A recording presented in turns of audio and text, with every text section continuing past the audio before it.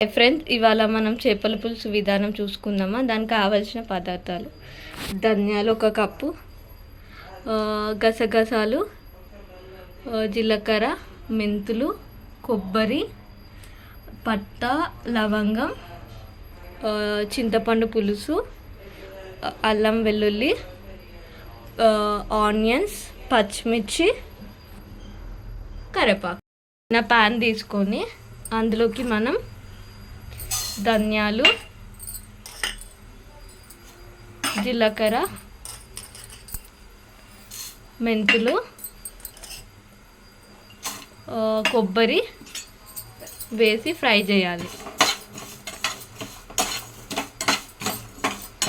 అవి కొంచెం ఫ్రై చేసుకోవాలి.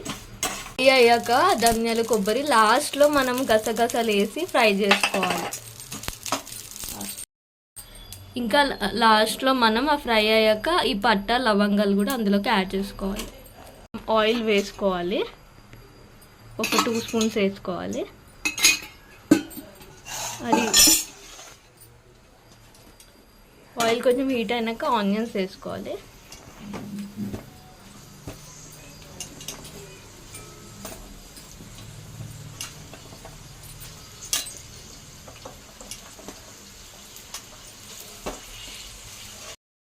మనం ధనియాలు, జీలకర్ర, లవంగం, కొబ్బరి ఫ్రై చేసుకున్నాం కదా, ఇవన్నీ పౌడర్ చేసుకోవాలి ఫస్ట్. తర్వాత ఇలా గోల్డెన్ కలర్ అయ్యాక ఆనియన్స్, దాన్ని కూడా సపరేట్గా పేస్ట్ చేసుకోవాలి.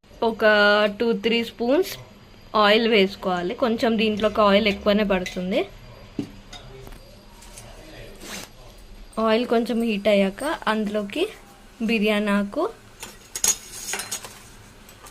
పచ్చిమిర్చి, కరివేపాకు,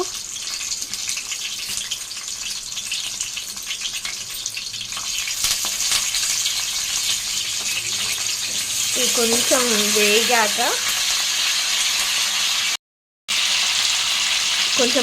వేగాక అందులోకి పసుపు,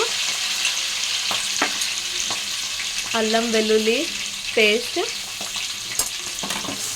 వేసి కొంచెం మిక్స్ చేయాలి. బాగా ఫ్రై చేయాలి.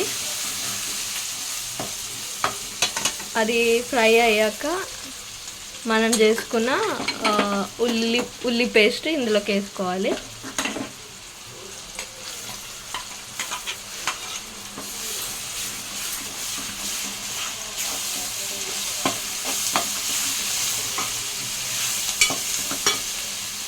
బాగా ఫ్రై కావాలి ఉల్లి పేస్ట్. ఇట్లా ఉల్లిగడ్డ పేస్ట్ ఫ్రై అయ్యాక మంచిగా అందులోకి మనం మీకు రుచికి తగినట్టుగా కారం వేసుకోవాలి. మేము 2 వేసుకుంటున్నాము.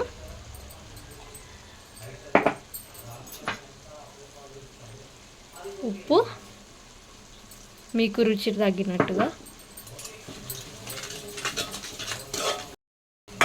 తర్వాత మనం ఏదైతే పౌడర్ చేసుకున్నామో ధనియాలది, ఆ పౌడర్ మిక్స్ చేసుకోవాలి ఇందులోకి.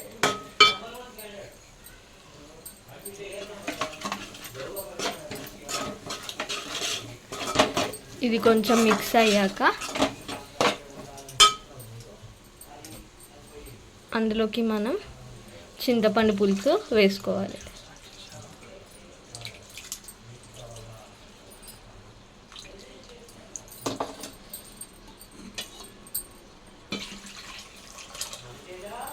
మంచిగా మిక్స్ అయ్యాక కొంచెంసేపు మనం బాగా మరిగించుకోవాలి.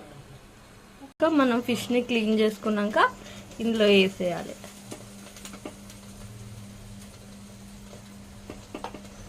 వేసి ఫిష్ కొంచెం ఉడికేంత వరకు ఉంచాలి.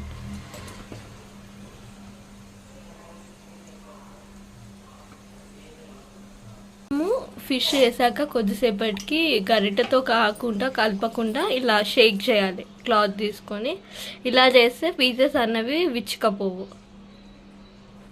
ఉడికాక అందులోకి మనం కొత్తిమీర యాడ్ చేయాలి. ఇలా కొత్తిమీర యాడ్ చేసుకొని స్టవ్ బంద్ చేసుకుంటే చేపల పులుసు రెడీ.